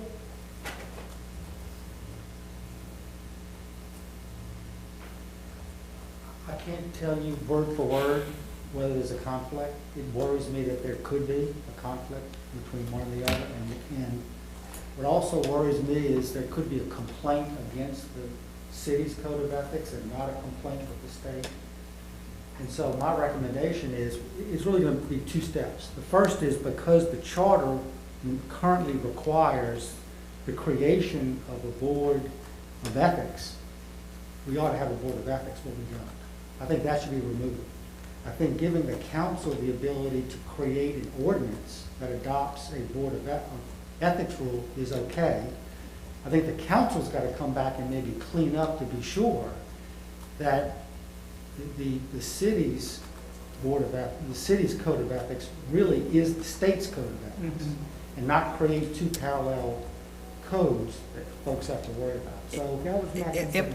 Am I It's two misremembering? 'Cause I thought we were on the point, I thought we were at the point that it was, don't create a separate, parallel possible conflict thing and just defer to the state. Was Well, that my not? recommendation Okay. to the council is going to be, the ordinance adopted by the council says the city adopts the state board of the state ethics rules as it relates to As the their city. own. It does already, but I think that would be it, because I think we ought to have a statement about ethics. Yeah, Statement. I had a note that language to be consistent. Yes, absolutely, and that's why the second step is going to be the recommendation to the council that its ordinance just basically adopts the state code of ethics. Okay, so you don't think, and the recommendation was not section 703 just says the state code of ethics applies and, follow it, essentially. You could.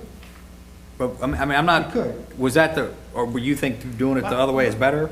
My recommendation basically is to eliminate a city separate code of ethics administered by a separate ethics board. I think the cleanest thing to do is make a reference to state ethics laws. Okay, without having anybody come adopt, okay, so that's where I thought we, But still, there's still an ordinance there. So even if we remove it from the charter. right, The council could still create an ordinance. And Right. so the second step is the council's got to clean that up. right, okay. This- Yeah, two steps. And this is one of those things too, so kind of going back to what the charter ought to be.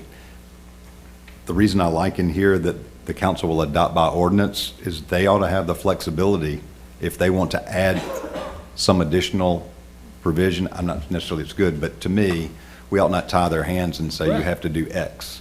Let them decide. They can adopt that the same way, but if they do that and say, but in addition, we want a specific ethics provision that prohibits X, I'm not sure it's a good idea, but they ought to have that flexibility, in my opinion. So I guess, so as a committee, are we comfortable saying, Andre, go forth and come up with something, or does somebody want to have more input? I think all that would be necessary is deletion of the last sentence. Is Yeah, I that think that's right? gonna be easy. Okay. Because again, what it does is, I still think ethics ought to be addressed Yeah. somewhere. Right. It is addressed. It is, but what I'm saying is that. No, it's in ordinance. Like, Yes. it's- Correct. Yes. But I've yes. got to come back and correct that ordinance Yes. with the council. Yes. To Correct. say the rules applicable to the city are the state rules. Okay. All right. Unless the council wants to do something different. Correct. All right, so we'll just delete the last sentence of Yes. 703. Yes. Okay. All right, get that. I wonder what the And headlines Chris, be I want tomorrow you to that know- we are I want you to trying to know get I rid of have no ethics in the city of objection- Hammond. Right. I have no objection to the charter saying that the mayor and the council shall, by ordinance, create a diversity, equity, and inclusion committee. I have no objection to give them the authority to create it however they want. I have no objection to that.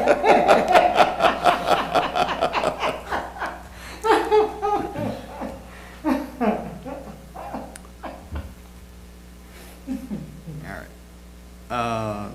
I think number 12 was actually covered earlier in Right in number 9. number 9, so we can just move on past that. Number 13. No. Does this committee have any recommendations for Mr. Broadwater and Ms. Wells about the public relations officer, or any guidance? I mean, the idea is that it would be another paid person. I don't. Would be the idea that the clerk would, the council clerk would take on that. Yeah.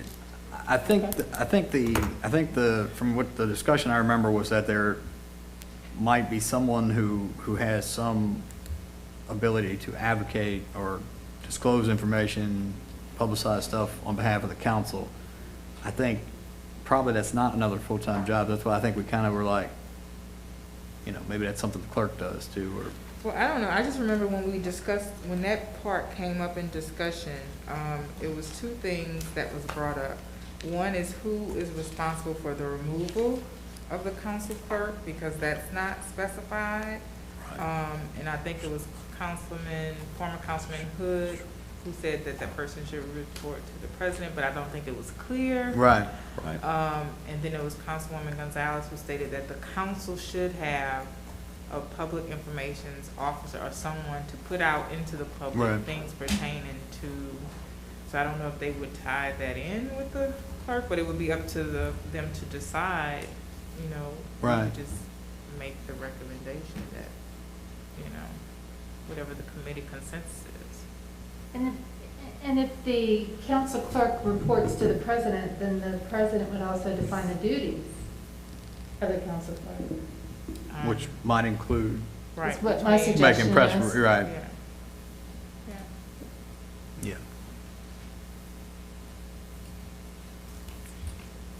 Yeah, they said, I have on here a note, a description of her actual duties. Well, let me just, again, for the point of clarity, there's like 42 duties of the council clerk by ordinance. 42 duties in the ordinance.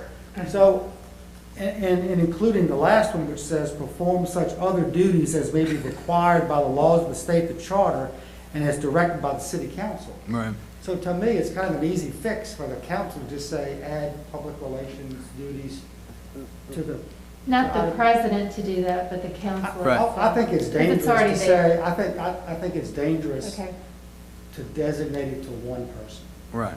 Yeah, and I don't know that we're that, I don't think we've come to that point, but I think the committee is gonna try to figure out No, something. that's what was said in Yeah. the arena of people coming up to Right. say those Right. different things. And that ought to be clarified. Mhm. Because who has the authority to remove? Because under general law, if you have the power to appoint, you generally have the power to remove. Right. Except the charter says the council specifically prohibited from involving itself in any matters involving appointment or removal. Right.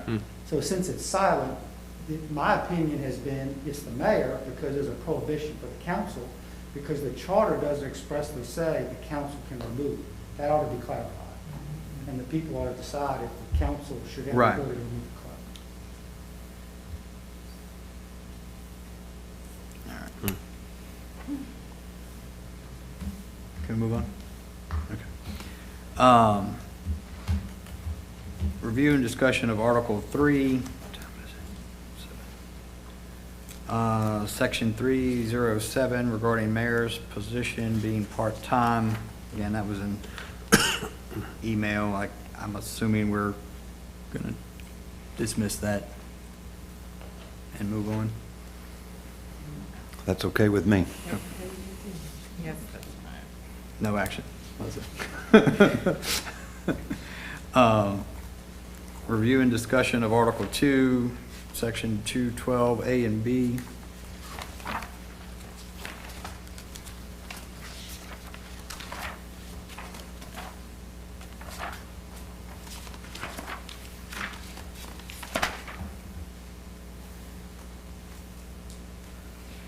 This was the line item veto issue. And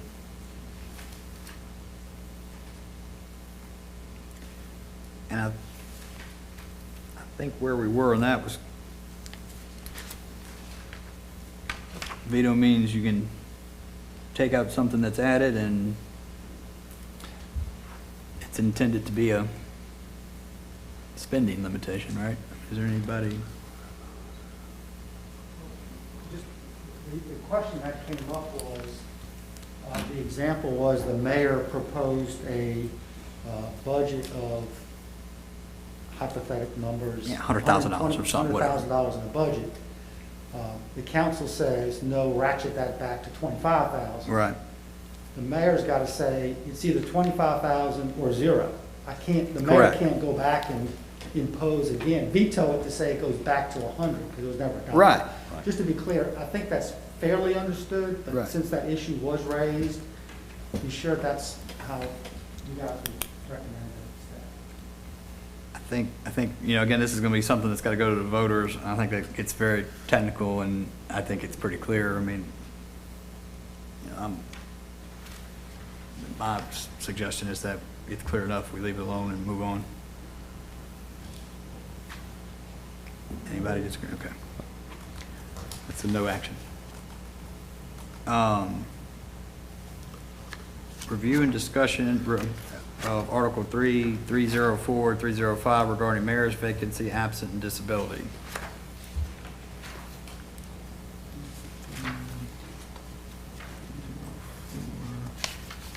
So was this one of the items that was changed at the last charter review, or no? Do we know? Were they specified? Because I vaguely remember someone came up and spoke about it. There's a note in my copy of it that says, was approved by voters as Proposition 6 at a special election in May of '99, but I don't know 99. what that changed or.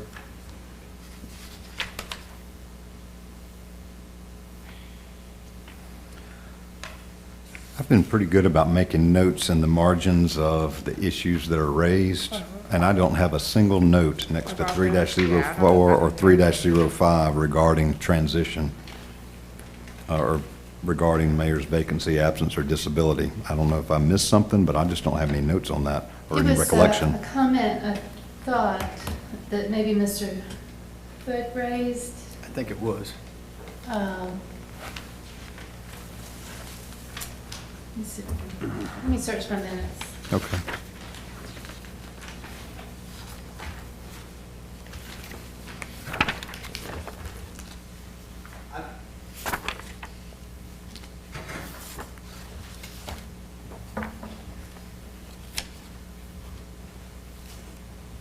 I think there was a discussion possibly about it rolling, that it should roll, it always rolled to the council president where it's, or some elected person.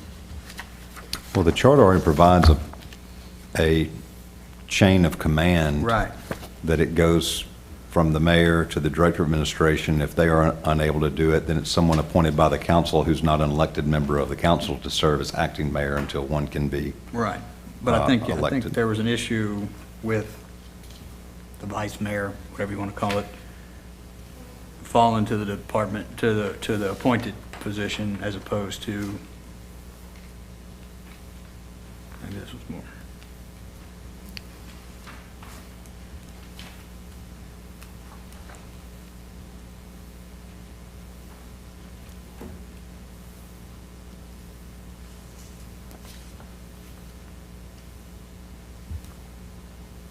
You want to defer this one for now? We can defer, Yeah. All right, we'll just pass, I guess that one doesn't really get a bucket, it's just deferred on for now. All right. Well, I didn't do Oh, wait, I two. think I found it. Did you find it? Yeah. Well, you want to go ahead and read it? This is an email from Mr. Hood on January 25th, item number 16. He says that 3-04 and 3-05, the mayor's absence and disability. These actions make the distinction between a vacancy and an absence/disability of the mayor, but is there a logical inconsistency in who succeeds if the director of administration cannot? For a vacancy, if the council president, but for an absence or disability, it cannot be a council member. Also, should temporary absence be more specifically defined? So the question is, who would succeed if the director of administration can't? And should the words temporary absence be more specifically defined? In 3.304, 305. Let's just, you want to assign this to a committee just to take a look at, I guess? I'll volunteer for it. Okay. Anybody else, you want me to? I haven't volunteered for anything yet, I don't know. Yeah, you need to do some work. Yeah, I mean, I'll help with Chris, All I'll right. join you on that one, Chris. All right. Good, that's what I was thinking. Because the mayor might have a lot to say about that. Wait a minute, you mean if I go out, I don't know, I have to be going out?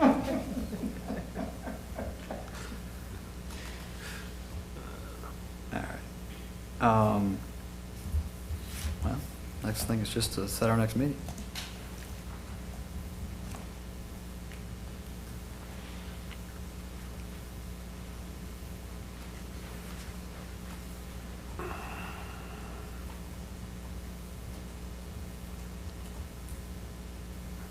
You said Tuesdays are not available anymore this month, right, Lacey?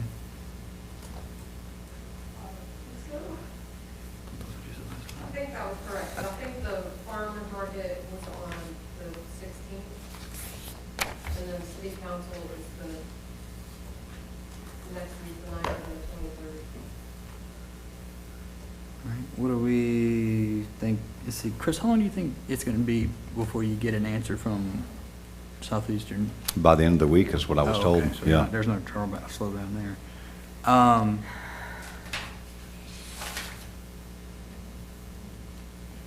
You wanna do the 22nd or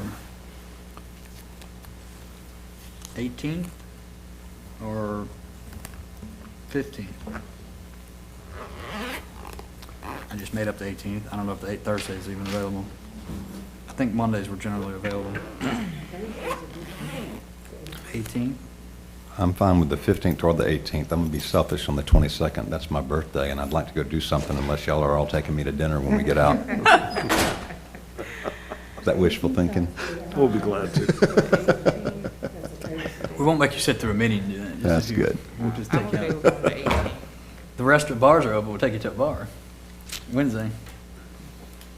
Good with that. Although now they all have food, so it's like. Was she going to check? I think she was going to check the 18th. So did you say the 18th? Mhm. Oh, she's checking it? She's checking to make sure the room's available on the 18th. It's kind of good we're moving it around to different days during the week in case people. Yeah, I think it's a good idea. Yep.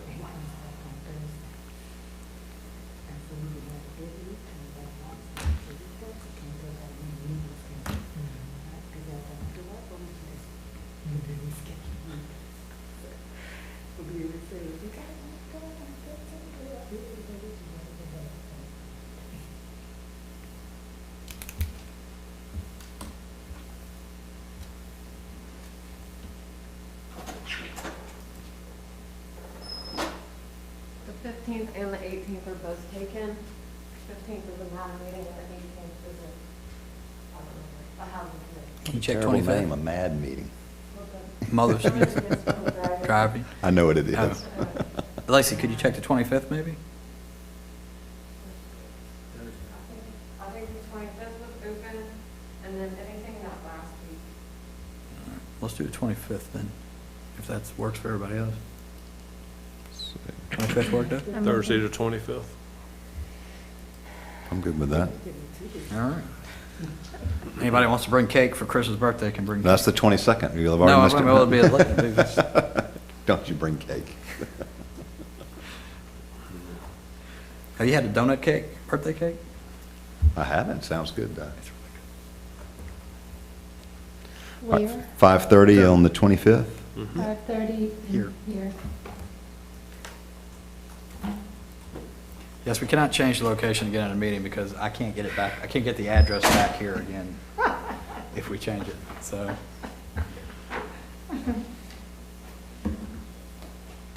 If anybody wants to move it, then they're responsible for getting the address right on the next agenda.